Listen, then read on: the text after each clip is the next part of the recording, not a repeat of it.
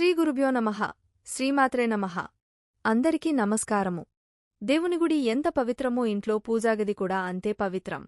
కొన్ని వస్తువులు పూజాగదిలో ఉంచకూడదని పెద్దలు, జ్యోతిష్య శాస్త్రం చెబుతుంది.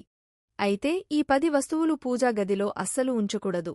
లేదంటే ఆర్థికంగా, ఆరోగ్యంగా ఎంతో నష్టపోవాల్సి వస్తుంది.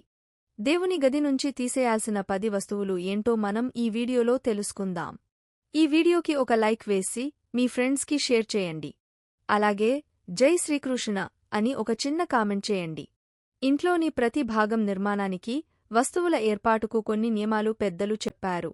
ఈ నియమాలను ఛాదస్తం అంటూ సరిగ్గా పాటించకపోతే అప్పుడు ఆ ఇంట్లో ప్రతికూల పరిస్థితులు ఏర్పడతాయి. ఇంట్లో గొడవలు ఏర్పడతాయి.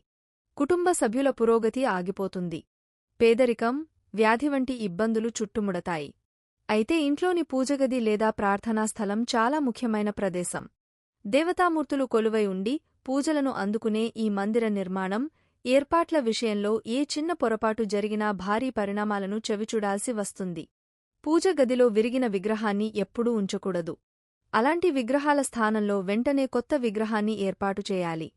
చినిగిన చిత్రపటాన్ని పూజాగదిలో ఉంచకూడదు. ఒకవేళ అలాంటివి ఉన్నట్లయితే వెంటనే తొలగించండి. దీన్ని శుభప్రదంగా పరిగణించరు. పూజగదిలో బేసి సంఖ్యలో విగ్రహాలను ఉంచినట్లయితే వాటిని వెంటనే తొలగించండి.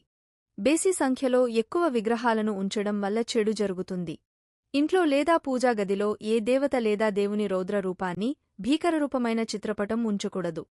ఇది అశుభమైనదిగా పరిగణించబడుతుంది. పూజాగదిలో ఎల్లప్పుడూ దేవతలు సున్నితమైన రూపంలో చిరునవ్వుతో ఆశీర్వదించే విగ్రహాలు లేదా పటాలు ఉండాలి.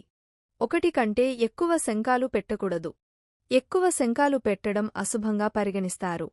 విరిగిన శంఖం కూడా ఉండకూడదు. పూజగదిలో చిరిగిన మతపరమైన పుస్తకాలను కూడా ఉంచకూడదు.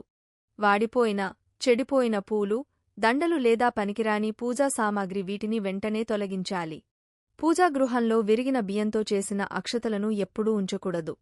అలాగే పాత బియ్యాన్ని ఉంచుకోవద్దు. బియ్యాన్ని పసుపులో మాత్రమే నానబెట్టండి. మీరు పూజాగదిలో మీ పూర్వీకులు లేదా తల్లిదండ్రుల ఫోటోను ఉంచినట్లయితే వెంటనే దానిని తీసివేయండి. కత్తి, సుత్తిలాంటి ఇనుప సామాను పూజాగదిలో ఉంచకూడదు. దేవుడు ఫోటోలని శుభ్రం చేయడానికి చిరిగిన లేదా పాత వస్త్రాలను ఉపయోగించకూడదు. పూజగదిలో ఒకే దేవుడికి సంబంధించిన అనేక చిత్రాలు లేదా విగ్రహాలను పూజా మందిరంలో ఉంచుతారు. అయితే ఇలా ఎప్పుడూ చేయకూడదు. ముఖ్యంగా పూజాగదిలో పొరపాటున కూడా 2 శివలింగాలను ఉంచకూడదు. బొటన వేలు కంటే ఎక్కువ సైజున్న శివలింగం ఉంచకూడదు. మా వీడియోస్ చూసినందుకు ధన్యవాదములు. దయచేసి మా ఛానల్ని లైక్ చేసి సబ్స్క్రైబ్ చేసుకుని మమ్మల్ని సపోర్ట్ చేయండి.